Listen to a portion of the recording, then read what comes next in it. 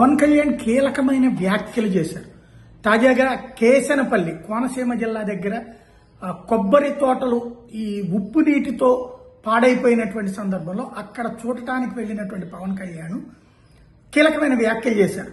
వరాలు ఇవ్వడానికి నేనేమి ముఖ్యమంత్రిని కాదు, ముఖ్యమంత్రినే అడగాలి అని చెప్తూ కూటమి ప్రభుత్వంలో పథకాలతో అభివృద్ధి జరుగుతోందని చెప్పుకొచ్చారు. కోనసీమ కొబ్బరి రైతుల సమస్యకి శాశ్వత పరిష్కారం చూపెడతానన్నారు.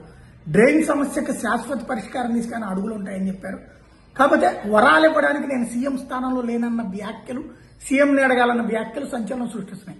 గత ప్రభుత్వం 5 ఏళ్లలో పైసా కూడా ఇక్కడ ఖర్చు పెట్టలేదు అని చెప్తూ ఇంకో పక్కన సంక్షేమ పథకాలు డబ్బులు ఇచ్చుకోండి పథకాలకి, అదే సందులో అభివృద్ధి ఆగకూడదు అన్నటువంటి వ్యాఖ్యలు చేసుకొచ్చారు. కోనసీమ రైతుల కొబ్బరి రైతుల సమస్యలకి శాశ్వత పరిష్కారం అన్నటువంటిది ముఖ్యమని చెప్పుకొచ్చారు. ఇది ఈ వ్యాఖ్యలు సీఎంగా నేను లేను, సీఎంను అడగాలంటాం.